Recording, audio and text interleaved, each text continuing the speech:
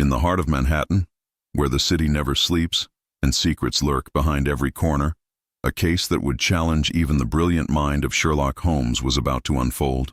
Tonight, as rain-slicked avenues hummed with the symphony of sirens and the ghostly whispers of steam rising from manholes, the darkness would swallow more than just the night.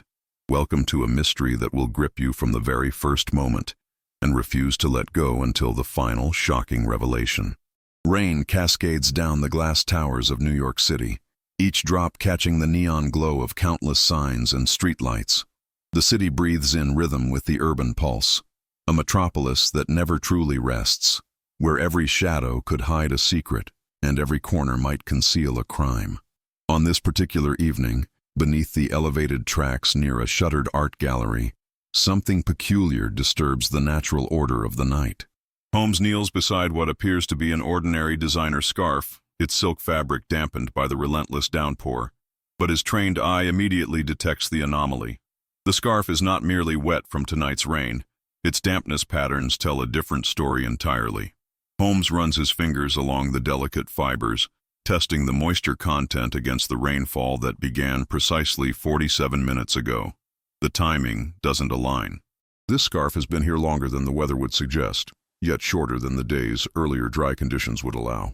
Rising gracefully to his feet, Holmes examines a Metro card lying nearby, its magnetic strip still faintly gleaming with moisture. The timestamp on the card's last tap glows in the dim light, 9:25 p.m., 2 stops away from this very location. Yet according to the CCTV footage he had reviewed moments before arriving, the mayor's daughter, Catherine Blackwood, had entered a donor's chauffeured SUV at precisely 9:22 p.m., 3 blocks in the opposite direction. The consulting detective's mind races through the possibilities. 2 mutually exclusive paths. A person cannot be in 2 places at once, yet the physical evidence suggests exactly that impossibility. Holmes's lips curve into the slightest smile, the kind that appears when a fascinating puzzle presents itself. While the city's rumors already whisper of political kidnappings and cartel reprisals, the observed transit data and fiber timing point to something far more calculated. A local misdirection, crafted by someone who understands both the city's rhythms and human psychology. The elevated train thunders overhead, its metallic screech momentarily drowning out the sounds of the investigating officers nearby. But Holmes has already moved beyond their conventional thinking. This is not a crime of passion or desperate opportunism. The precision of the timing, the deliberate placement of evidence, the careful orchestration of conflicting witness accounts, all of this speaks to a mind that plans, that calculates, that stages reality itself as a performance. As he pockets the Metro card, Holmes can feel the weight of time pressing against his investigation. In exactly 30 minutes, Mayor Blackwood will face the press, and whatever narrative emerges from that podium will either aid the investigation or seal the fate of his daughter forever. The clock has begun its relentless countdown. If you're already captivated by this mystery, wait until you see how deep this conspiracy goes. Make sure to hit that subscribe button now, because you won't want to miss a single twist in this labyrinth of deception. The mayor's office buzzes with the controlled chaos of a political crisis in full swing. Mayor Thomas Blackwood stands behind his mahogany desk, his usually commanding presence diminished by the weight of paternal fear. In his weathered hands he clutches a brass pen, a memento from a campaign scandal that nearly destroyed his career 3 years prior. The irony is not lost on Holmes that tonight, politics and personal anguish have collided once again. Holmes studies the mayor's micro-expressions as he speaks. Blackwood's voice maintains its practiced authority, but his eyes betray the terror of a father whose worst nightmare has materialized. The mayor explains that his daughter Catherine had left for what she claimed was a gallery opening, hosted by Vincent Ashford, a prominent art dealer and significant campaign contributor. She never returned home. Vincent Ashford himself stands near the office's tall windows, his silver hair perfectly styled despite the late hour. A man accustomed to controlling narratives, he appears genuinely distressed by the evening's events. Holmes notes the chess-knight cufflink adorning Ashford's left wrist, an expensive piece that catches the light whenever the man gestures, which he does frequently when discussing his relationship with the mayor's office. More intriguingly, Ashford's account of the evening contains subtle inconsistencies that Holmes files away for later analysis. The gallery assistant, a young woman named Miranda Cole, sits quietly in the corner, her fingers stained with charcoal from handling shipping crates. Her reluctance to make eye contact speaks volumes, and Holmes observes the way she unconsciously touches her throat when asked about the evening's events. There's something she's not revealing, a piece of information that sits heavy on her conscience. Detective Ray Morrison from the NYPD Liaison Division paces impatiently across the room. His tunnel vision focuses entirely on a potential ransom scenario, dismissing Holmes's more nuanced observations as intellectual showboating. Morrison's impatience with what he calls clock games threatens to derail the investigation before it can properly begin, especially with the press conference looming. Outside the mayor's office, Holmes encounters Abdul Hassan, a street vendor whose cart has occupied the corner near the elevated track for over 15 years. Abdul's testimony proves invaluable. He noticed an unusual SUV idling near his location at 9:22 p.m., its engine running while someone quickly opened and closed the trunk. The peppermint steam rising from Abdul's thermos had just begun to dissipate, providing Holmes with another temporal anchor for the evening's events. The geography of the case forms a triangle of pressure points. The gallery block where Catherine was last seen, the elevated track where the scarf was discovered, and a crosstown service tunnel that feeds directly to the Riverside loading bay. Within this triangle lie several blind spots, a mural-covered alley behind the gallery, and a mezzanine stairwell that provides discreet access to the building's rear entrance. Holmes's methodical examination reveals two solid pieces of evidence. The MetroCard's timestamp and station gate ID correlate to a specific exit corridor, served by only 2 operational security cameras, a vulnerability that someone clearly understood and exploited. More telling, the clay granules embedded in the scarf's fibers are inconsistent with the urban sediment found on the gallery street, but perfectly match the construction fill used at the Riverside loading bay's recent expansion. A transversal clue emerges when Holmes detects a perfume trace on the scarf. The scent is not Catherine's signature fragrance, which Holmes had identified from personal items in her father's office. Instead, it matches trial vial samples that Miranda Cole has been testing from her employer's upcoming fragrance line, a connection that transforms the assistant from a peripheral witness into a central figure in the evening's events. The press conference countdown creates an artificial but very real deadline. If the public narrative is misframed during that crucial media moment, any potential kidnapper could panic and relocate Catherine to a position from which she might never be recovered. Holmes realizes that solving this case is not merely about uncovering the truth. It's about doing so within a politically charged time frame that could either save Catherine or doom her. The investigation takes a sharp turn when Holmes discovers that Ashford's SUV GPS log shows the vehicle never left his private garage during the critical time frame, despite multiple eyewitness accounts placing a similar vehicle at the scene. Someone has either spoofed the vehicle's presence or the witnesses have misidentified another car entirely. This discrepancy opens up possibilities that Holmes had not initially considered, suggesting a level of premeditation and technical sophistication that elevates the case beyond a simple abduction. The web of conflicting testimonies begins to unravel as Holmes applies his systematic approach to witness verification. Miranda Cole maintains that no after-hours delivery occurred at the gallery, yet the freight elevator's keycard logs clearly show one unauthorized ride at 9:17 p.m., precisely when Catherine should have been arriving for the supposed gallery opening. The timing suggests that someone was either preparing for Catherine's arrival or laying groundwork for her disappearance. Abdul Hassan revises his initial timeline when pressed by Holmes's precise questioning. The vendor's original statement placed the SUV's arrival at 9:22 p.m., but when Holmes asks him to correlate the vehicle's appearance with the ritual of refilling his thermos with peppermint tea, Abdul realizes the thermal brew's preparation began at 9:20 p.m., not 9:22. This 2-minute discrepancy might seem insignificant to Detective Morrison, but Holmes recognizes it as potentially crucial to understanding the true sequence of events.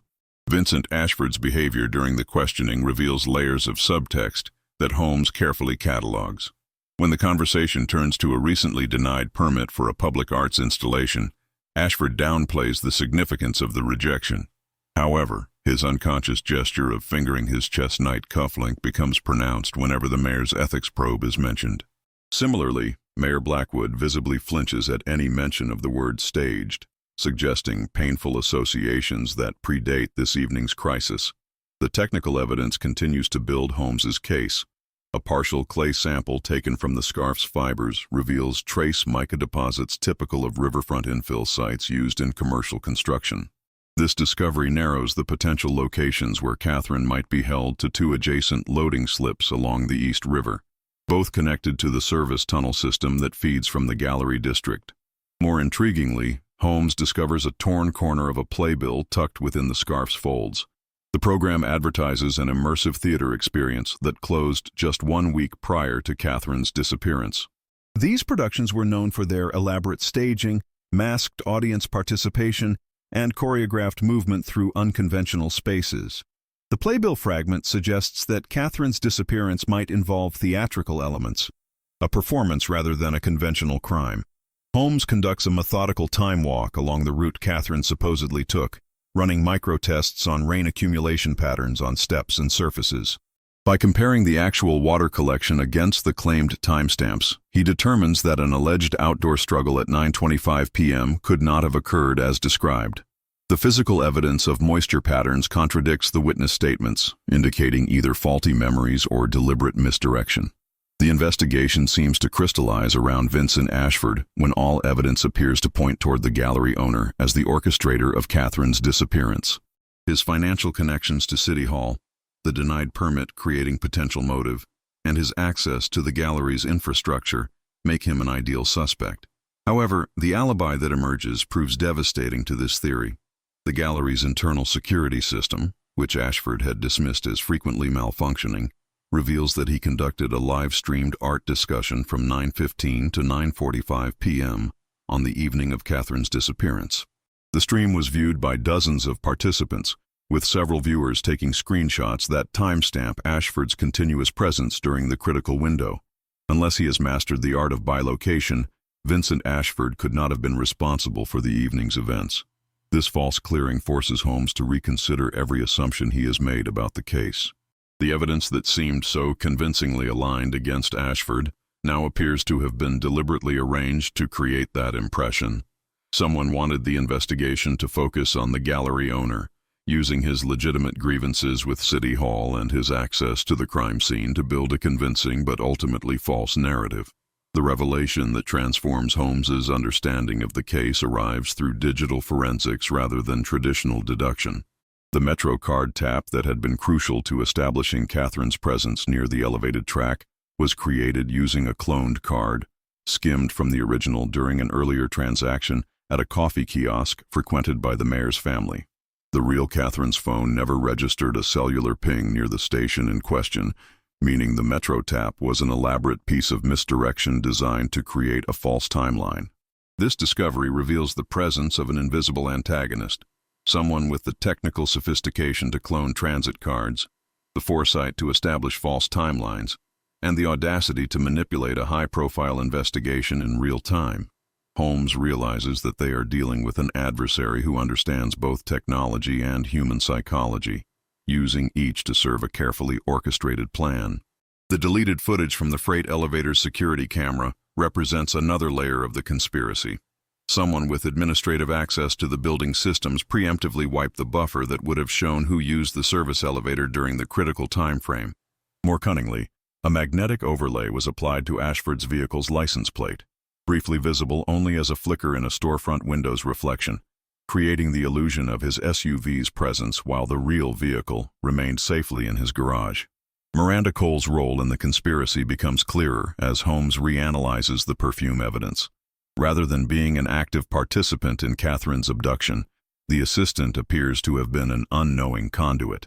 Her charcoal-stained fingers and access to shipping manifests suggest she handled crates destined for the Riverside loading slips, inadvertently transferring her trial fragrance samples to materials that would later be used in staging Catherine's disappearance. The human dynamics of the investigation shift dramatically as each revelation reshapes the participants' understanding of events. Mayor Blackwood's initial controlled demeanor gives way to raw anger as he realizes the sophisticated nature of the plot against his family. His lashing out reflects not just paternal fear but political fury at being so expertly manipulated. Vincent Ashford's reaction to his cleared status reveals the complexity of his position. While feigning outrage at having been suspected, he cannot entirely hide his relief at being eliminated as a suspect. His chest-knight cufflink catches the light as he gestures more freely, the nervous energy of potential guilt replaced by the indignation of the wrongly accused. Miranda Cole, however, folds under the weight of her unwitting complicity. Her guilt is palpable as she realizes that her routine handling of gallery materials may have contributed to Catherine's endangerment. The charcoal stains on her fingers now seem like evidence of her tangential involvement, rather than merely occupational markings. Detective Morrison's doubled-down insistence on a ransom theory reflects institutional thinking that struggles to adapt to evidence that contradicts established procedures. His impatience with Holmes' methods becomes more pronounced as the case reveals layers of sophistication that challenge conventional law enforcement approaches. Holmes's revised plan reflects his growing understanding of the conspiracy's architecture. He shifts his interview strategy to focus first on Abdul Hassan for temporal refinement, recognizing that the vendor's consistent presence and observational habits make him the most reliable witness for establishing accurate timelines. Miranda Cole becomes the key to understanding the logistics of the operation through her access to shipping manifests and freight systems. The psychological profile that emerges from Holmes's analysis points toward Miranda's boyfriend, a freelance driver with access to short-haul routes between the Gallery District and the Riverside loading facilities. This individual's pattern of impulsive financial risk-taking aligns with the rapid, low-friction logistics required for Catherine's transportation and concealment. Holmes requests what he describes as a simple favor from Vincent Ashford, opening the mezzanine stair that provides rear access to the gallery. This seemingly innocent request allows Holmes to observe micro-reactions and body language that might reveal additional information about the building's layout and security vulnerabilities that the true perpetrator would have needed to understand. The subplot that emerges from deeper investigation reveals a quiet blackmail chain involving old photographs that link Catherine to the immersive theater troupe's organizer. These images, while not necessarily compromising in themselves, could be exploited to suggest that Catherine had maintained voluntary contact with individuals who might have motivation to involve her in elaborate schemes for political or financial gain. The institutional pressure from city communications demands a unifying kidnapping narrative for the public, limiting Holmes's operational discretion and creating the risk that premature disclosure could spook the real perpetrators into accelerating their plans or eliminating evidence. The political machinery of crisis management threatens to interfere with the methodical investigation required to safely recover Catherine. A threatening note discovered in Ashford's desk initially appears to support theories of donor retaliation against the mayor's family. However, Holmes's forensic analysis reveals that the paper stock is no longer available from local suppliers, dating the note to several weeks before Catherine's disappearance.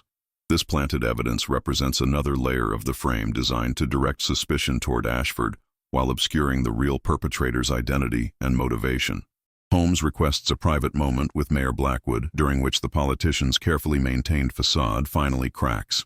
The mayor admits to a prior security overreach that drove Catherine toward secretive behavior, creating the very conditions that made her vulnerable to manipulation. Blackwood's plea for discretion reveals his terror that political ruin might compound his personal tragedy, but also demonstrates a father's willingness to prioritize his daughter's safety over his own career.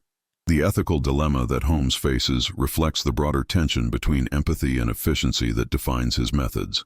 He withholds a potential press leak that could flush out the perpetrator, but might permanently damage Catherine's reputation and psychological well-being.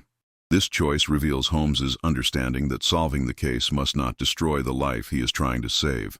The theater organizer's background reveals a prior failed rescue performance that echoes the current situation's staging elements. This individual's ideology appears to prioritize spectacular demonstration over participant safety, suggesting a personality type willing to risk real harm in service of abstract principles or personal vindication. The pattern that emerges from Holmes's systematic analysis consists of three linked elements that compose a repeatable signature of misdirection and timing manipulation: the clay mica residues found on evidence pieces, the magnetic plate overlays used to spoof vehicle identification, and the precisely timed power flickers that create windows of opportunity for unobserved movement, all point to a sophisticated operation that has been rehearsed and refined. The shock that elevates the investigation's urgency arrives when Miranda Cole disappears after sending a brief text message indicating that she has information to share. Her sudden absence suggests that the true antagonist has begun eliminating potential witnesses or sources of information that could compromise the operation. The temporal pressure reaches its peak as the press conference begins in moments. If the kidnapping narrative becomes public record, Holmes realizes that the perpetrator will be forced to move Catherine onto a water taxi and permanently remove her from potential recovery. The politics of public crisis management collide with the reality of criminal investigation, creating a zero-sum game between institutional needs and individual survival. Subscribe now if you want to see how Holmes untangles this web of deception before time runs out completely, because what happens next will shock you. The infrastructure underlying the conspiracy becomes visible as Holmes traces the connections between seemingly unrelated entities. The immersive theater troupe's financial backing comes from an individual who also runs the Riverside Events Permit Desk, creating personal interests that enable after-hours access to the loading slip facilities where Catherine is likely being held. This revelation transforms what appeared to be a sophisticated criminal operation into a more focused scheme involving specific institutional access and personal grievances. Holmes's forensic analysis of the threatening note found in Ashford's desk confirms his suspicions about planted evidence. Ink aging tests reveal that the document is several weeks old, created using paper stock that is no longer available from local suppliers. This discovery converts Ashford from a potential suspect into a victim of the same deception that has misdirected the investigation, providing Holmes with a crucial lesson about distinguishing between authentic and manufactured timelines. The setup for the final trap begins with Holmes establishing surveillance on the patterns he has identified.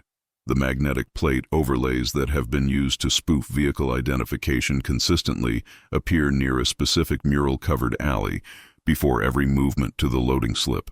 This predictable element in an otherwise sophisticated operation provides Holmes with the opportunity to anticipate and intercept the perpetrator's next move.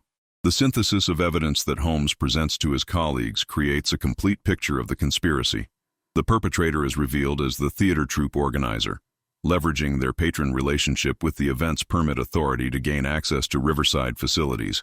The methodology involves magnetic plate overlays for vehicle spoofing, cloned Metro cards for false timeline creation, fraudulent keycard access to freight systems, and precisely timed power interruptions to create windows for unobserved movement. The timeline places Catherine's actual movement between 9:15 and 9:35 p.m. via the freight elevator to the loading slip, while the various pieces of planted evidence created the illusion of multiple possible routes and suspects.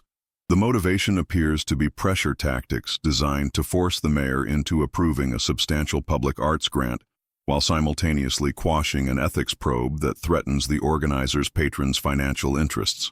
The perpetrator's fatal tell emerges through their compulsive attention to detail and theatrical sensibilities.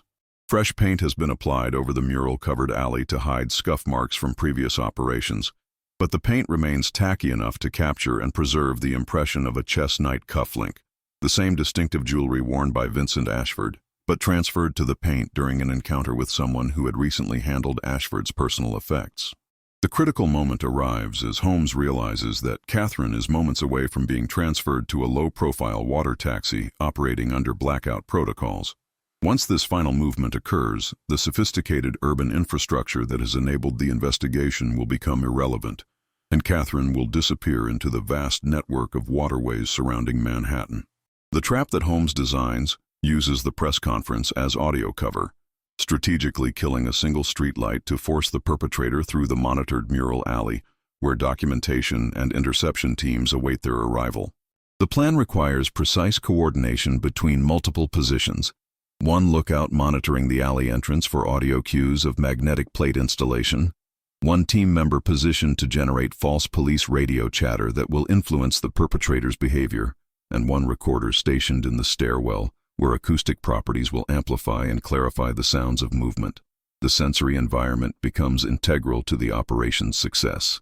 The sense of diesel exhaust from idling vehicles, the metallic tang of river brine carried on evening winds, and the nervous perspiration of team members create a rich olfactory landscape that provides additional information channels for coordinating the intervention. The antagonist arrives precisely as Holmes predicted, wearing the crew black clothing that allows movement through urban shadows. carrying a coil of reflective tape and spare magnetic plates that represent their operational toolkit. The theatrical training that enabled the sophisticated staging of Catherine's disappearance now works against the perpetrator, as their adherence to methodical preparation makes their actions predictable to Holmes's analysis. The moment of maximum tension arrives as the bait vehicle eases forward, while the real SUV shell pivots into position for Catherine's final transfer. The carefully orchestrated trap nearly fails when Abdul Hassan's thermos clatters against his cart, drawing unwanted attention and threatening to expose the surveillance team's positions. Holmes adapts instantly to the changed circumstances when an engineered power flicker extends longer than anticipated. Instead of panic, he pivots to use the extended darkness as an opportunity, employing the acoustic properties of river pilings to triangulate the precise location of footsteps and the critical handoff point where Catherine is being transferred between vehicles. The climactic moment unfolds in slow motion as fingers close around the trunk latch and breath clouds in the cold air. Everything that Holmes has deduced, every pattern he has identified, and every trap he has set converges on this single point of contact between theory and reality. The investigation's resolution hangs in the balance of the next few seconds. The moment of flagrante delicto arrives as the theater organizer lifts the trunk during Holmes's engineered light restoration window. The reflective tape that has been part of their operational toolkit catches the recorder's lens, while the magnetic plate remains half attached to the vehicle, creating undeniable physical evidence that aligns perfectly with the patterns Holmes has identified throughout the investigation. The perpetrator's fatal flaw proves to be the same theatrical sensibility that enabled their sophisticated staging. Pride in their methodical approach and determination to complete the scene, despite obvious deviations from the original plan, exposes them within the precise causal geometry of Holmes's trap. Their commitment to artistic consistency becomes their undoing. The environment itself participates in the resolution, as a sudden wind gust slams the magnetic plate overlay into the organizer's wrist, leaving a distinct bruise pattern that matches security footage from previous nights. This physical evidence provides the final link between the current operation and the pattern of reconnaissance and preparation that preceded Catherine's disappearance. Catherine emerges from her confinement shaken but fundamentally unbroken by her ordeal. Her resilience in the face of psychological manipulation and physical constraint demonstrates the inner strength that may have been her father's greatest concern and her most important protection. Mayor Blackwood's response to his daughter's recovery represents a fundamental shift in his personal calculations. Choosing truth over political optics, he signals a changed private calculus that prioritizes family over career advancement and transparency over damage control. This transformation suggests that the crisis, while traumatic, may ultimately strengthen rather than destroy his capacity for leadership. The legal consequences for the theater organizer include charges for abduction, evidence tampering, fraud, and conspiracy. The social fallout dissolves the immersive theater troupe as participants distance themselves from methods they had not understood, were criminal rather than merely avant-garde. Miranda Cole's decision to return and provide testimony rather than maintain loyalty to her employer represents a moral choice that helps ensure justice while also protecting her from potential charges as an accessory. Her cooperation provides crucial evidence about the logistical elements of the conspiracy that only an insider could supply. The designer scarf that initially served as a piece of misdirected evidence undergoes a transformation of meaning through the investigation's resolution. Rather than remaining a symbol of scandal and manipulation, it becomes a quiet keepsake of courage and survival, a reminder that even the most sophisticated deceptions ultimately yield to careful observation and logical analysis. The case concludes with Catherine safe, the perpetrator in custody, and the investigation's methodology validated through successful resolution. However, Holmes reflects on a small question that remains: how to secure a city without scripting its people's lives and movements. This ethical consideration represents not a new case to be solved, but an ongoing tension inherent in the relationship between security and freedom in urban environments. As the first light of dawn begins to touch the Manhattan skyline, Holmes stands once again beneath the elevated tracks where the investigation began. The city continues its eternal rhythm, but tonight's events have revealed both its vulnerabilities and its resilience. The case of Catherine Blackwood is closed, but the larger questions about truth, performance, and the price of security in a complex urban environment remain open for future consideration. The rain has stopped, leaving the streets gleaming with reflected light. Steam continues to rise from manholes and storm drains, carrying with it the scents and secrets of a city that never truly sleeps. In this environment where reality and performance intersect daily, Holmes has once again demonstrated that careful observation and logical deduction can distinguish between authentic truth and elaborate fiction. If you enjoyed this intricate mystery and want to see more cases that challenge the boundaries between reality and deception, make sure you're subscribed and hit that notification bell. Holmes's next investigation promises even greater complexity and higher stakes. Until then, remember that in a world of sophisticated deceptions, the truth remains discoverable to those who know how to look. The case files are closed, but the questions raised by tonight's events will continue to resonate through the corridors of power and the streets of Manhattan. In the end, Holmes has solved more than just a kidnapping. He has revealed the delicate balance between security and freedom, between truth and performance, that defines life in the modern city.